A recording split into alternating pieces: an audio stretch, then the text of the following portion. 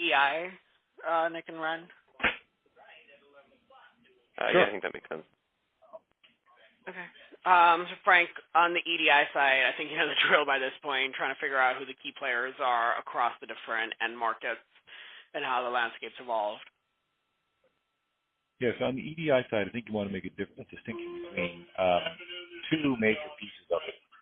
One side is the eligibility side of the equation, which is the transaction that gets fired over the network to determine whether or not you have coverage from an insurance company, as done electronically.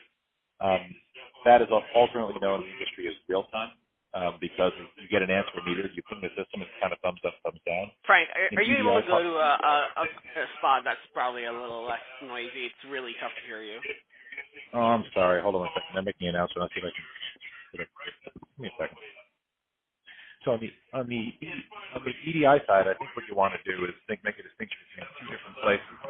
I think you want to think about the eligibility as opposed to claiming.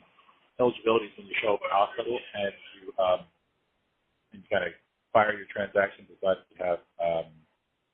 if you have insurance or not. And then I think there's an element of and that's kind of called real time ultimately, or an EDI parlance, it's a 270 or 271 formatted transaction. And that, people have set up, Passport was a gold standard example of a business that did this.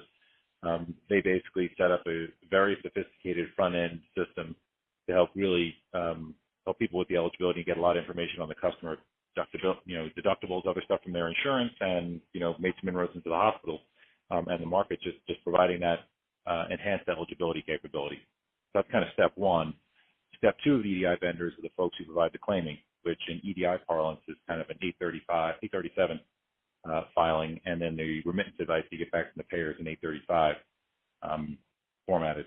And that's the claim that goes in, and then the payer takes it, puts it in their system, adjudicates it, makes their decision, sends back a decision in its 835 format or remittance device what they're actually going to pay. And so a lot of people over the years have integrated those two capabilities. Passport over time evolved into doing some of the claiming and building direct connects with payers. And then Endion Change and McKesson really had integrated eligibility and claiming capabilities under one roof. And Availity, which is a consortium of a number of the Blues, has also built a capability to do both eligibility and claiming, as well as PayerPath is another big competitor in the business that does that. And then GE, as we noted, has a captive EDI capability inside its business too, which does both eligibility and claiming. So earlier in the call, you had mentioned that eligibility was part of RCM. Is it checked twice? When you're thinking about doing the revenue cycle management component at the provider side of the equation, you have to have an ability to do eligibility. And so to get all the information into your system and your software, and then the EDI component of that is, okay, I've got all this info, it's just like the claim. Now it's got to get fired to a payer so I can make a decision on it. So the software will compile all the information on the RCM side of the equation, and then they'll hand it off to, or it'll move over to the EDI side, the transmission side of the equation, to get it over 270, 271 format to the payer. Got it. So for the EDI front end, I should really be thinking of that as information being pulled from the RCM system. Yes. But the EDI business is going to be dependent on some RCM system for serving up the data. Thinking of the EDI as just a railroad. Got it. But what I should not be thinking about with an EDI is the actual collection of funds from the payers, correct? Right. You'd think of your RCM vendor as the guy helping manage that, the posting reconciliation and all the other stuff that goes along with that.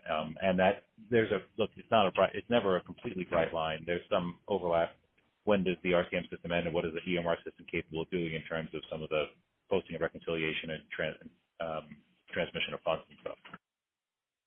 Do you see any meaningful, there's obviously been acquisitions in the industry, but do you see any meaningful,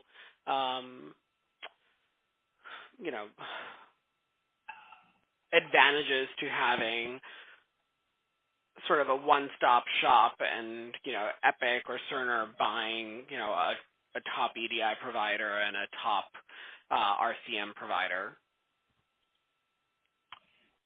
Um,